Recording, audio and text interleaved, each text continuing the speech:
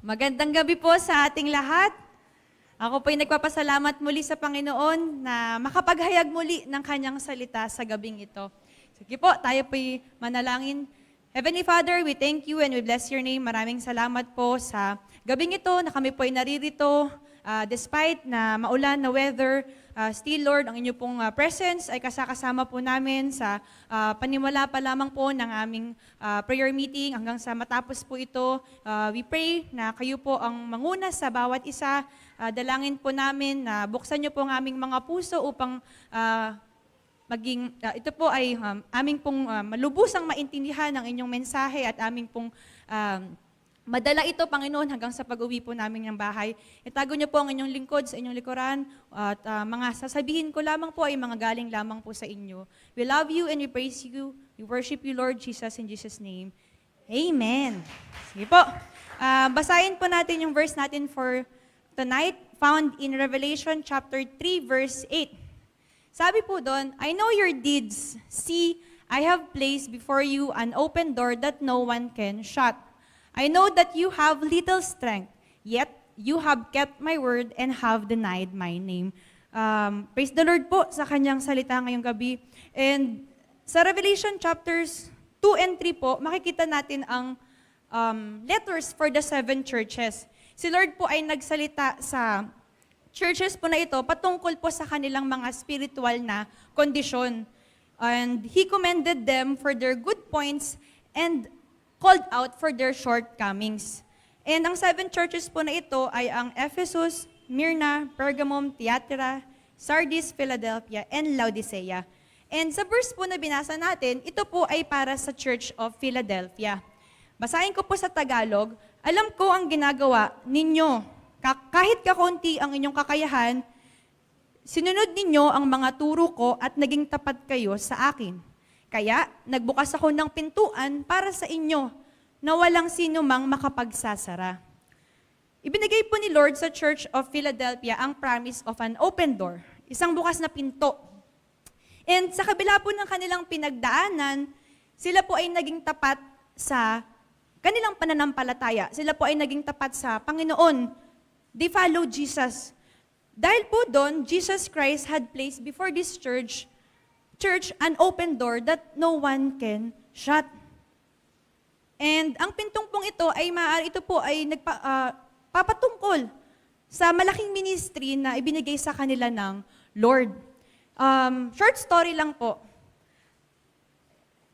Nung August 4 po, nagkaroon po ako ng vision na door. Sunday po ito. And kanina ko lang po naisip, August 4 po, sa Hebrew, ang 4 po is dalet. And door, di ba po? Ang galing po ni Lord.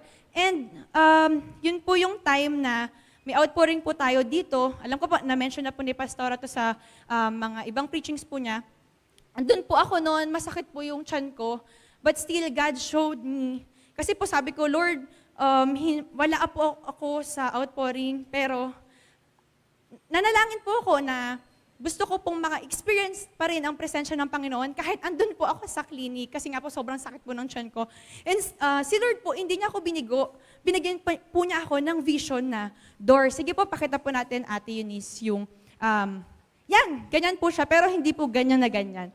Yung pinaka-brown lang po na door, ganyan po yung nakita ko na vision last August 4. So, nung fast forward po, September 8, nagkaroon po ako ng vision na open door. Yan, ganyan po. And maraming doors po yun. Na, ganyan po siya, pero hindi ko na po masyadong naaninag yung parang pintuan. Pero yan, ganyan po siya. So, nung September 8 po, nagsaliksik po ako sa Panginoon kung anong ibig sabihin po. Kasi dalawang vision ko na po yung door. Yung una po, closed na door. Next po, open na door. So, nung nagsaliksik po ako sa Panginoon, binigay po ng Panginoon sa akin noong September 8 ang mensahe ng Revelation 3 verse 8. And, nung time po na nananalangin po ako sa Panginoon kung ano po yung nais niyang mensahe na ipahatid sa atin sa gabing ito, binigay po niya ang Revelation 3 verse 8. And another thing, parang nung time po na, isang gabi po, nag-send po sa akin si Miss Jet ng mga verses na maaaring i-share sa congregation. And yun din po yung binigay or na suggest ni Miss Jet. Sabi ko sa kanya, Miss Jet, ang galing po ni Lord kasi yan na po talaga yung pinag-aaralan ko. So, parehas po kami na parang, wow, ang galing talaga ni Lord. Kasi hindi naman po alam ni Miss Jet na yun po yung message na binigay sa akin ng Lord. So, nag-start po ako ng nag-aral, October 11. So, nakita niyo po yun, after 1 month, meron pong bagong revelation ng Panginoon. And ma-share ko lang po, sa SAF po kasi, meron po kaming, nag-sharing po kami ng mga visions. And sa mga vision po, sinusulat po ito namin. At ang nagsusulat po nito si Kuya Matt and si Kuya Chris. So, ina-encourage ko rin po kayo na, dalangin ko rin po na ma-experience nyo rin po yung mga vision na ganito. Si Lord naman po ay hindi niya binibigo kapag kayo po ay humingi sa Kanya, kayo po ay, Lord, gusto ko po makakita ng vision, ipagkaloob niyo po ito sa akin, ibibigay po ito ni Lord sa inyo. And yung vision po kasi, hindi po siya agad-agad nangyayari, hindi po siya agad-agad may revelation ang Panginoon. Kagaya po sa akin, a month, August 4, September 8, October 11, saka lang po nalaman na, ito po pala yun.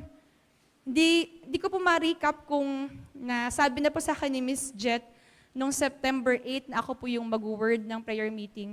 Pero nakita niyo naman po kung paano po nagkalakip-lakip po yung vision ko po. So, ayun po, basahin po natin sa Habakkuk 2-3. Sabi po doon, Then the Lord replied, Write down the revelation and make it plain on tablets so that a herald may run with it. For the revelation awaits an appointed time, it speaks of the end and will not prove false. Though it linger, wait for it, it will certainly come, and it will not delay. So praise the Lord po doon. Nawa ay tayo rin po, magsulat din po tayo ng mga vision natin. Ako po personally, yung mga vision ko po na pang sarili na nire-reveal sa akin ng Panginoon, meron po ako noon, nakaresta po sa journal ko. So ayun po, pagpatuloy po natin sa Revelation 3 verse 8, yung first part po doon, sabi, I know your deeds. Sa ibang salin po sabi, I know all the things you do. Alam ko ang mga ginagawa ninyo. Sa Proverbs 5:21 po, basahin po natin doon. Sapagkat nakikita ng Panginoon ang lahat ng inyong ginagawa, saan ka man naroroon, tinitingnan ka niya. Ang paglilingkod po natin ay isang testimony ng ating relasyon sa ating Panginoon. Kung tayo po ay tunay na nakakilala na sa Panginoon at saved, tayo po ay maglilingkod sa Kanya. Hindi po magiging obligasyon ang paglilingkod sa Kanya. Ito po ay magiging kakabit na po sa ating mga buhay. And alam po ni Lord, every Wednesday, nandito po tayo, kagaya po ngayon, kasama po namin kayo mananalangin mamaya. Alam din po ni Lord, every last Friday of the month, andito po tayo at nagpupuri, sama-sama. Sabi nga po sa word ni Kuya Chris last Wednesday, yun po yung fellowship natin with the Lord and fellowship din po natin sa bawat isa. And nakikita din po ni Lord sa online Bible study po natin na tayo po ay nag-aaral ng Kanyang salita kasama po ang ating mga pastora. At lahat po ng yun, hindi po mawawalan ng kabuluhan sa Panginoon dahil sabi nga po sa verse, I know your deeds. Alam ko ang mga ginagawa ninyo. And tayo po ay pagpapalain ng Panginoon. Sumunod po, sabi po dun sa ating verse, See, I have placed before you an open door that no one can shut. Binigyan ng Panginoon ang simbahan po ng Philadelphia ng pagkakataon po na maglingkod sa Kanya or magtrabaho para sa Kanya. And nung sinabi po ng Panginoon na siya ay nagbukas ng pinto sa Church of Philadelphia, sinasabi lamang po ng Lord dito na siya po ay magbibigay ng special opportunity to spread His word para po maghayag ng Kanyang salita. And the Lord is telling us the same way. And nagpasimula na nga po itong ministry na ito natin. Last July 14 po, ito po yung house church. Yung 2 areas po natin sa Laguerta and Lakeview. Tayo pong mga kabataan ay humahayo na para po i-share ang Word of God. And sabi po doon, itong ginagawa po natin, tinutupad po natin yung command ng Panginoon na makita po natin sa Matthew 28:19, di ko na po nilagay. Sabi po doon, "Go therefore and make disciples of all nations." And yung isa pong command ng Panginoon ay ang Acts 1 verse 8, "Be my witnesses to the ends of the earth." So yun po yung ginagawa natin. Nagme-make disciple po tayo po ay nagiging witnesses ng gospel of the Lord. Tayo po, sabi nga po sa kanta, "I'm not ashamed of the gospel, Lord." Wag po tayo matakot na maghayag ng kanyang salita. Wag po tayo mahiya. May mga times po kasi na, syempre, tao din po tayo, nahihiya po tayo na, kuminsan nga po, di ba, sa mga mall lamang, kapag may kailangan po tayong tanungin, nahihiya na po tayo. And syempre po, iba-iba naman po tayo ng character na hindi naman po tayo lahat extrovert, na agad-agad. Sabi nga po ng Panginoon sa Isaiah, di ba, hindi naman po tayo ganon. So, ayun po, paalala lang po ng Lord na wag po tayo mahiya. In the Bible, a door is a symbol of opportunity. And a key is a symbol of authority. Di ba po, example po, sa mga bahay, kung sino po yung may hawak ng susi sa bahay, or kung sino po yung owner ng bahay, siya po yung may hawak ng susi. Di ba po? And yung susi po na yon, siya lang po yung makakapagbukas. Siya lang din po yung sara ng pintuan na yon. So, Jesus has the key. And He opens the doors. Sa Revelation 3 verse 7 po, sabi po doon, He has the key of David. He opens and no one will shut, and shuts and no one will open. Napakaganda po, no? Sa mga buhay po natin, meron po tayong mga opportunity na ipinapanalangin or may mga prayer po tayo sa Panginoon na minsan po, mapapatanong tayo, bakit kaya hindi sa akin binigay ng Lord? Kasi po, maaari, hindi po pato para sa'yo or inililihis ka niya dun sa bagay or sa hindi para sa'yo. Ganon. And si Lord, nag-open siya ng mga doors of opportunity. Ito po yung mga minsan, parang hindi na nga natin aarok, yung parang, Lord, para sa akin ba to? Parang hindi ko naman to deserve. So yun po yung mga opportunities na binubuksan ng Lord and yung mga bagay na pinag-pray natin na hindi po align sa will ng Father.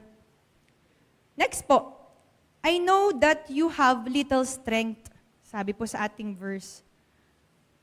The Lord wants for our church to grow. Lagi pong sinasabi, level up, level up. Basahin po natin in 2 Corinthians 12 verse 10. That is why, for Christ's sake, I delight in weaknesses, in insults, in hardships, in persecutions, in difficulties, for when I am weak, then I am strong. Kailangan po kasi natin ma-involve sa mga ministries na inihanda ng Panginoon sa atin for us to grow.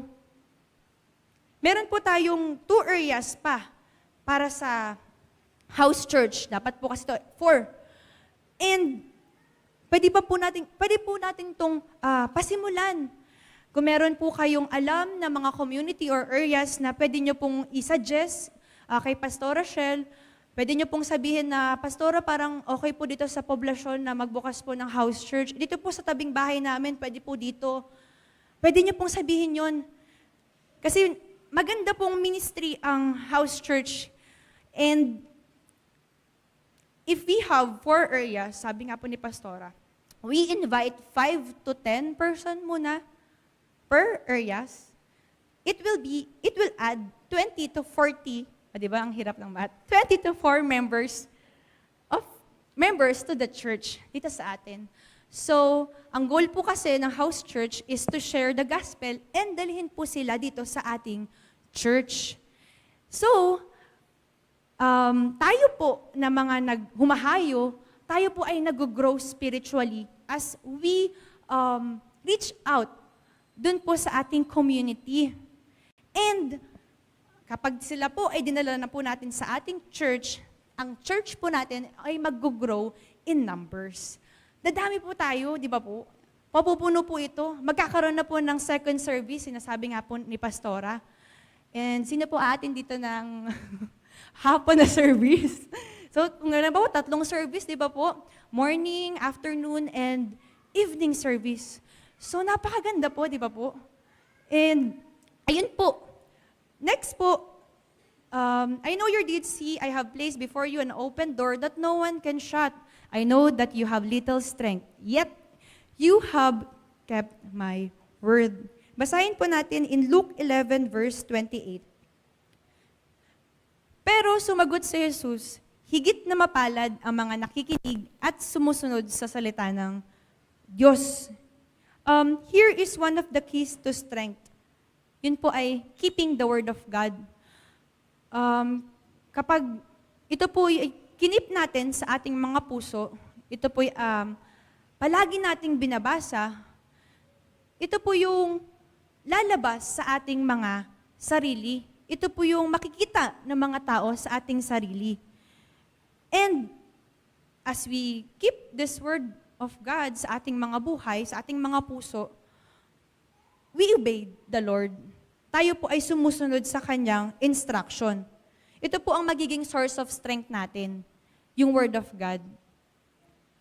Next po, last is, and have not denied my name. In Galatians 6 verse 9, sabi po doon, let's not become discouraged in doing good, for in due time, we will reap if we do not become weary. Philadelphia did not deny the name of Christ. They stood firm even when it was not well liked by the world. They did not give in, and neither should we. And sa atin po, ang challenge po is to remain faithful. God will open a door, but we must walk through it. Example po, di ba po kapag meron po tayong ini-invite sa ating mga bahay, pinapapasok po natin sila, di ba po? Pag hindi po sila naglakad papunta doon, hindi po sila makakapasok. Minsan po kasi may mga friends po tayo na nahihiya, ay, itatanggalin ko ba yung sapatos ko? Or okay na to, Sai? Sino po kaya yon? So, okay na to, Sai. So, papasok po tayo, di ba po? Maglalakad po tayo papunta doon sa door para po tayo ay makarating. Para po tayo ay makapunta or makuha po natin ang opportunity na binibigay sa atin ng Lord. Lakarin po natin, maglakad po tayo papunta dun sa door na binuksan ng Panginoon para po sa atin. And balikan po natin sa ating verse, sa Revelation 3 verse 8. Sabi po doon, sa Tagalog, alam ko ang mga ginagawa ninyo, kahit kakaunti ang inyong kakayahan. Sinunod nyo ang mga turo ko at naging tapat kayo sa akin. Kaya nagbukas ako ng pintuan para sa inyo na walang sino mang makapagsasara. And dahil po dyan, dahil po sa ating faithfulness at obedience sa Panginoon, tayo pong church, tayo pong BCC, Bukal Christian Church, the Lord promised us an open door of opportunity to advance God's kingdom. Hinahanda na po tayo ng Lord sa bigger church building na ibibigay niya po sa atin. Si Lord po ay nagbigay sa atin ng vision, napakagandang vision. Ito po yung new church building. And ngayong gabi po, ipapanalangin po natin ito ng mabuti, ng buong puso. Kiklaim na po natin ito na malapit na pong ibibigay sa atin ito ng Panginoon. And kung maniniwala po kayo, some of the staff ay nagkaroon ng mga visions ng buildings, blue buildings, nagkaroon po ng mga vision na, ano pa ba? Vision po na mga doors. So, sabi ko nga po, Lord, ito pong door, ganito po ba itsura nung new church, new church building po namin. So, ganong color brown po, no? So, yung mga vision po na ito, malapit na pong ibigay nito ni Lord sa atin. And alam ko po, may mga kanya-kanyang vision po tayo, di ba po? May vision po tayo para sa sarili, may mga na-vision po tayo para sa ibang tao. Ito po ay maisakatutuparan ng Panginoon. And I remember, one of the vision ni Ate Mags is, na-vision niya daw po si Ate Mitch na malaki na po yung tiyan. And di ba po, praise the Lord, totoo po talaga ang promise ng Panginoon sa buhay po nila Ate Mitch and Kuya Jake. And now, di ba po, meron na pong kasama si Ate Mitch sa kanya pong sinapupunan na baby. So, tayo po, kung meron din po tayong mga vision, ipanalangin po natin ito. Salaksikin po natin ang salita ng Diyos. Kasi po, hindi naman po matitigil na nagkaroon ako ng vision na, car. Ay, Lord, ano kaya ito sasakit? Mamaya yung car lang pala na ganun kaliit. So, ipanalangin po natin sa Panginoon na yung car na yon ay magkaroon ng susi. Di ba po? Para syempre, yun po yung gagamitin po natin para po tayo ay magamit po natin yung sasakyan. So, God built this church. And mamaya po sa ating worship song, kakantahin po natin ang This Is Your Church by Victory Worship. And it is all about finding security in Jesus Christ, who is the foundation of God's kingdom. And sa lyrics po na ito, sabi po doon, standing as one in your presence, going as one with your presence, and send us one with your presence. Sa gabi pong ito, sama-sama po tayong magpuri sa Panginoon at sa ating panalangin po mamaya, manatili po tayong nakatayo. Encourage ko po na tayo po ay manalangin ng nakatayo. Nakataas po ang mga kamay. Standing as one, tayo po yun, as one. Tayo pong church in the presence of the Lord. Standing as one in the presence of the Lord. Outstretched arm, nakataas po ang ating mga kamay, looking up to the King of Glory. Kung dati po tayo po ay nanalangin, nakayuko, ngayon po tayo po ay nakatayo, nakataas po ang mga kamay, and looking up to the King of Glory, especially for when we pray for our new church building. And dagdag ko lang po, standing in prayer means that we acknowledge God as the King of the world. Hannah presented to the Lord her petition while standing, and the Lord answered her. Job also prayed standing. So, ayun po, tayo po'y manalangin ng nakatayo, at tayo po ay magkaroon ng prayer of agreement. Mag-agree po tayo dun sa panalangin ng mga prayer leaders po natin tonight. And magkakaroon po tayo ng prayer focuses, yun po ang spiritual growth natin, church growth, at ang ating pong new church building. So wala na po tayong groupings.